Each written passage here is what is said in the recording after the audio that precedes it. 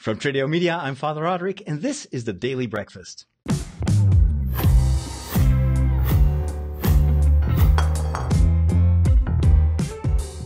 Hi, and welcome back to a new episode of the Daily Breakfast. And today I wanted to talk a little bit about Lent. As you know, Lent has started on Ash Wednesday, 40 days of preparation for the big celebration of Easter, which is the most important feast in the Christian calendar of the year. 40 days come, of course, from the story of Jesus going to the desert for 40 days. It also refers to the 40 years that the people of God walked in the desert following Moses. So it's a story of both a time of restraint, a time of fasting and penance, but it's also a time of expectation, like we're moving towards something that makes the journey worthwhile. And so the three key elements of Lent are fasting. Fasting is not just eating less or, not eating chocolate or skipping the coffee. For a lot of people, it's always about giving up stuff. But I would say fasting is much more like making room for something else. If you don't have to focus on food, and if you're perhaps spending less money on your food, then you create opportunities for something else that can fulfill you, like sharing your money with people that have nothing to eat, for instance. The second pillar of Lent is prayer. It's making more time to read in the Bible and to go to church, or just find some time during your day for a walk or for some meditation. And the third one is charity. It is sharing what you have in surplus or what you can share, and that can be money, but can also be something like time. Just make some extra time to share with people that normally don't get your time.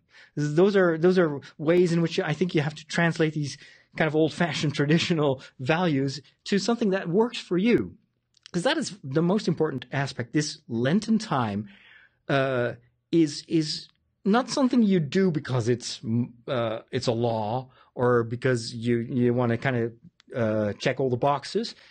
This is a time that is only useful if it works for you, if it changes you. And so, of course, the next question is, what am I going to do during Lent?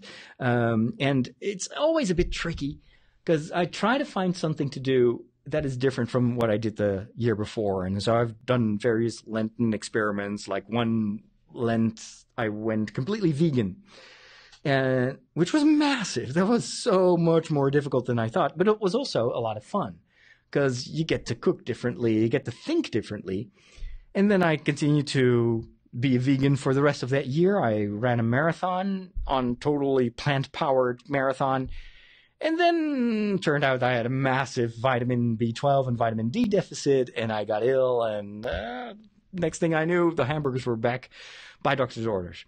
So that's one thing. The other thing I've done is I've lived an entire time of Lent on just €2.50 every day. So I had to do all my groceries, everything, toilet paper, shampoo. The total amount of money I spent on a day was €2.50. It was challenging, but again, it was also fun. And then, of course, I had calculated on the basis of my receipts what I would normally spend during a week, and all the money that I hadn't spent on groceries, I could give to charity. And I've kind of dabbled with that idea because it's fun, and I was like, okay, let's do more. Let's see if I can live on €2 every day. And then I'm at the supermarket and I'm thinking I've got vitamin D deficiency, and the doctor told me that I had to eat a lot of fish and fatty fish. And how much is that? Holy moly, that's €3.50 for just this tiny little sardine. Yeah, that's not gonna fly. So I've been thinking, what else can I do? And I think I found it. And it joins one of my goals, my overall goals that has been on my mind for many months now, and that is to simplify, to declutter, to get rid of the things that are not important, that don't make me happy, that I don't need. And one of the things that I've discovered while walking to Santiago de Compostela last year is you don't need much. I could be totally happy, happier than I usually am, with just a carry-on luggage of, 7 kilograms, 8 kilograms, of which almost a kilogram and a half was stuff that I didn't even need, even on that journey. Like, I think in the second week, I tore my my trousers. I'd bought these adventure trousers, and you could transform them into shorts. And I'd paid, I don't know, they were pretty expensive. And so one day I arrive in this church that had been transformed into a dormitory. And on both sides, on 2 floors, they had created long corridors with bunk beds. And of course, as usual, when I enter, you get a bunk bed. It is assigned to you. And people usually tell, oh, you're still young. You can go to the upper bunk bed. And then I see someone who's like 10 years younger than I go.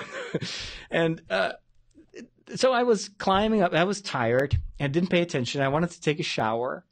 And so I go down the little tiny little iron stairs that are connected to the bunk bed. And I hear this like, I didn't even realize it was my trousers. But then I came back and I put my trousers on, and I'm like walking. I can't go to church like that. I'm like half naked. Like, it went from let's say the lower part of my back, you know which part I mean, all the way to my knees. That was like a big, like, open window to my milkshake colored legs.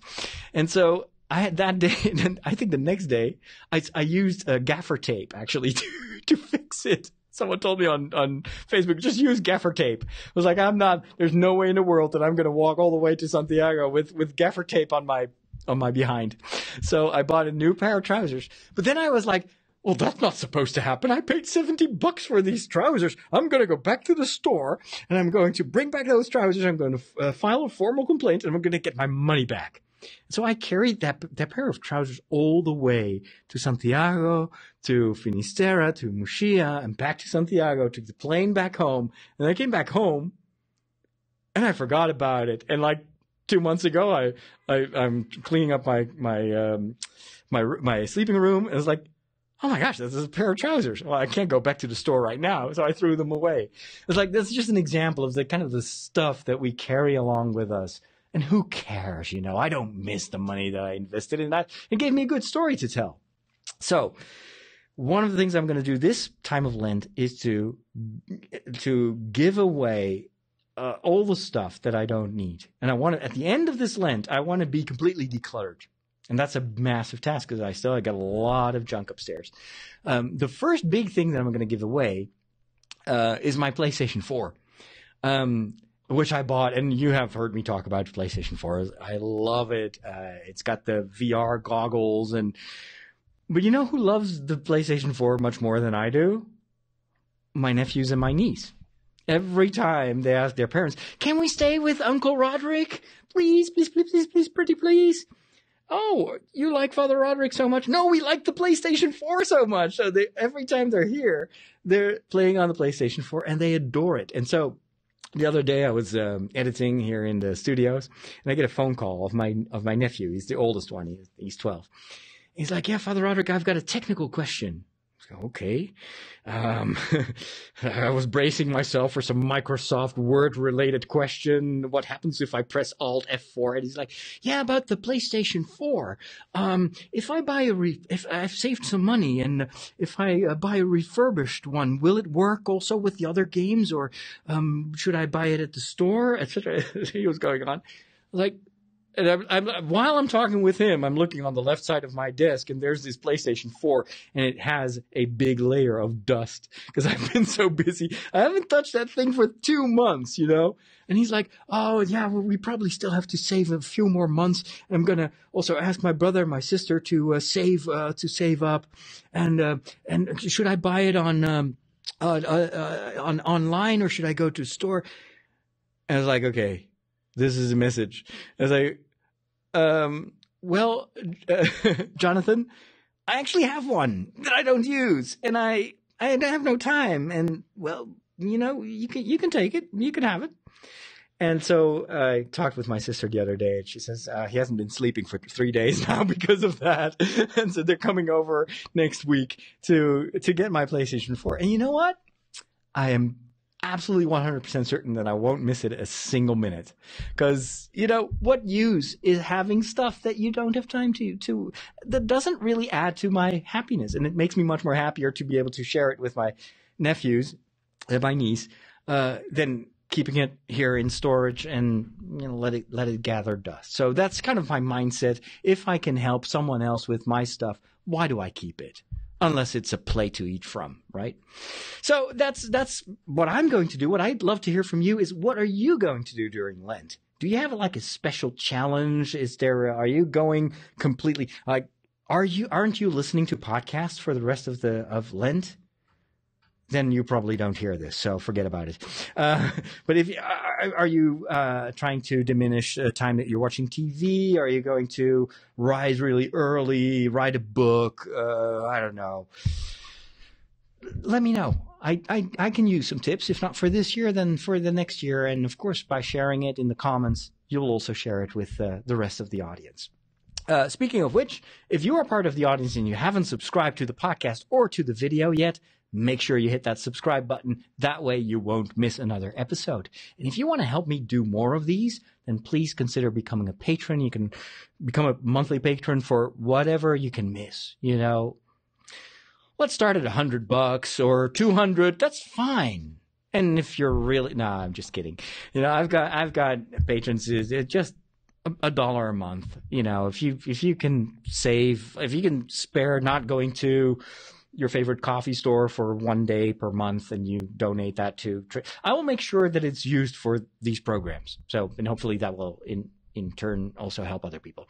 And if not, no problem whatsoever. Keep enjoying these shows. Let me know what you think. That's also something you can share with me. And I will see you tomorrow. Take care and God bless.